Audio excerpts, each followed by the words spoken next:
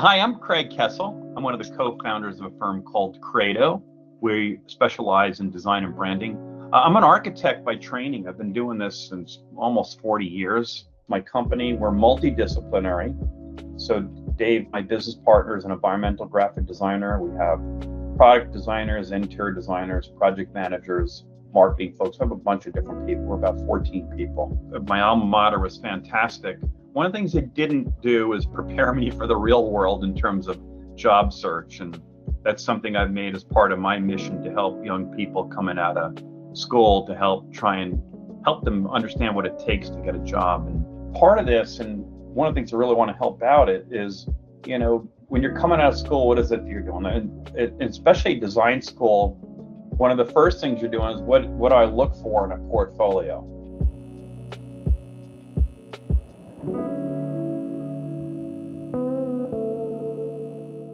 I'll tell you some things that stand out immediately, and whatever you're presenting should be done very, very professionally. So even the beautiful professional photography notwithstanding, something that drives me crazy is spelling mistakes. It's almost like they're in red lights popping off the page. If I see a spelling, I'm the one that jokes when I go to a restaurant and I find a spelling mistake on the menu, it's ruined my meal. Okay, so I will tell you, my company, we are extraordinarily detail conscious, and we've built a career on that. So pay attention to all of those things. So getting back to what the presentation is like and all those beautiful photographs and things you have, I'll go back. This is probably in the mid 90s. I remember interviewing students from the Art Center College of Design, the one in Europe in Switzerland. And I have to tell you, I was always impressed with their portfolios. And the reason why is they had their sketchbooks associated with the projects. And so it would show me the whole thought process rather than alluding back to just those beautiful photographs. Well, yeah, how did you come up with that? And in those beautiful photographs, what if it's a group project? What did you do? Oh yeah, I pasted this thing on in the corner, right? It's really, really important for me as somebody hiring somebody to look at how you think and how you solve problems, whether it's sketchbooks, whether it's even showing some preliminary concepts.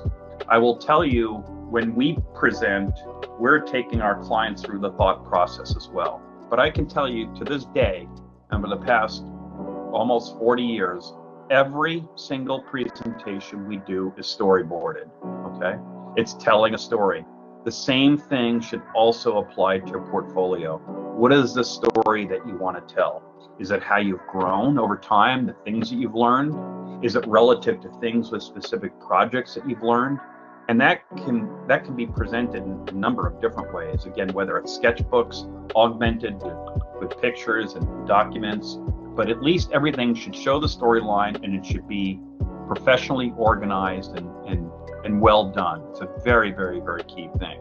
When it comes to things like format and all that, I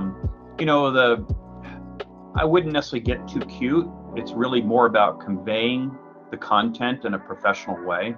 Everything is pretty much digital these days, so having something that's going to make it easy for somebody like me who's reviewing that is really makes the most sense. I mean, I'm old school. I go back in the day, I actually have beautiful boards, and for those of you that have been in the business long enough, we used to use these things called INTs, image and transfers, where we have to burnish on everything. So I have a bunch of the kind of old school hand techniques that I've learned as through all the years. But I think that there's some benefit to some of the old school stuff. I will tell you something else that I find also important to look at is freehand drawing capability. Okay, you're not always necessarily going to be able to rely on the computer, and the computer skills are really, really, really good. That's important to have. It's almost like a baseline. But the ability to be able to communicate and think through the power of drawing is very, very important. And that had come up for me when I was working for a company called Addison in San Francisco.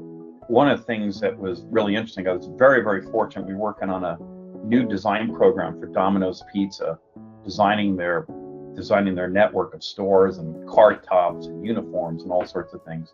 And we designed this ground up building, and I had this beautiful computer model that one of the key people had worked on for us. And we had these presentation boards and presenting to Tom, and he said, "That's great, but what does it look like from the other side?"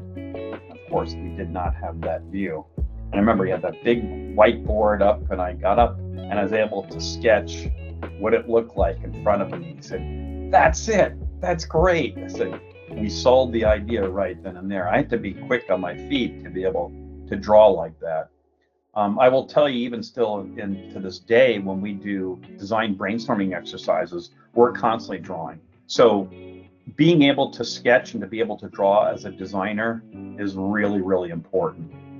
So those are some key things with respect to a portfolio and the things that I would be looking for. So that's one aspect of presenting yourself to somebody for a potential job or position. The next thing is, what am I looking for? Okay. Well, I can tell you right off the bat, and I say this, the first thing I say to anybody I'm interviewing, I'm not looking for somebody that wants a job. I don't need that. Okay. I want somebody that's looking for an opportunity.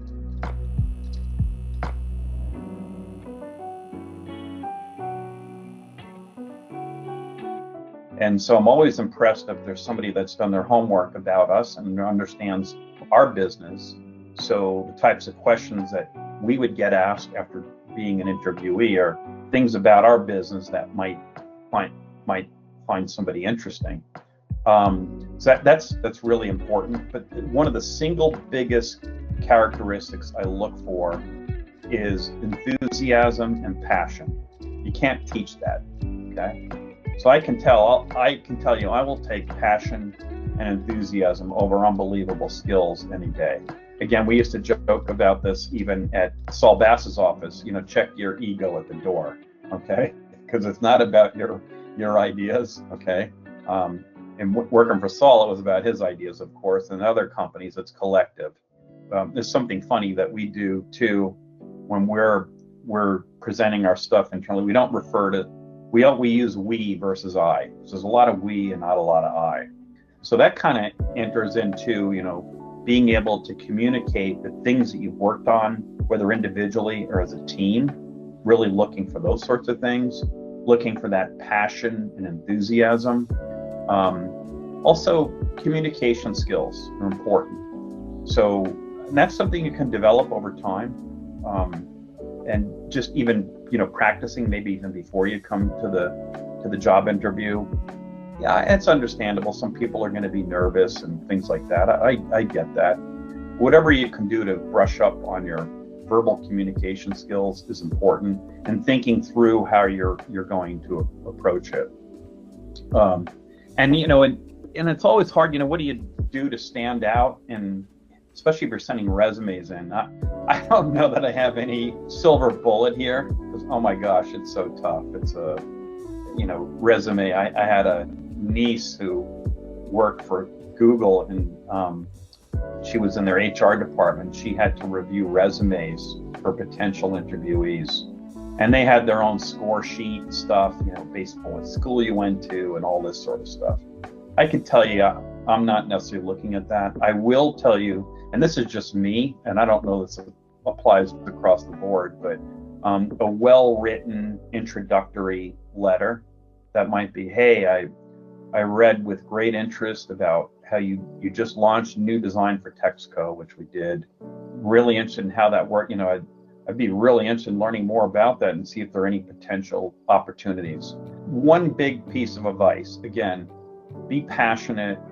You got to love this stuff, okay? As a designer, this isn't, you don't get into this profession to make a lot of money, okay? I will tell you that. You got to love what you do. And I've certainly heard so many times, if you love what you do, you will never work a day in your life. And in the design world, there's lots of long hours and long days and all that.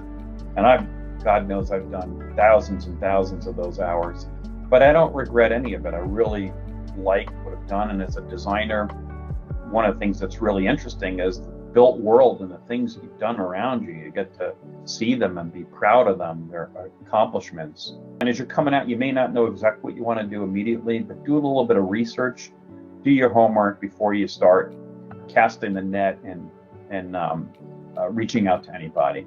So I wish we were hiring right now too. We're actually kind of slow, but that's a little bit of insight and some of the things that we or I would look for in both a portfolio and in a potential hire. So, and happy to help out PAVE. What a great organization. So.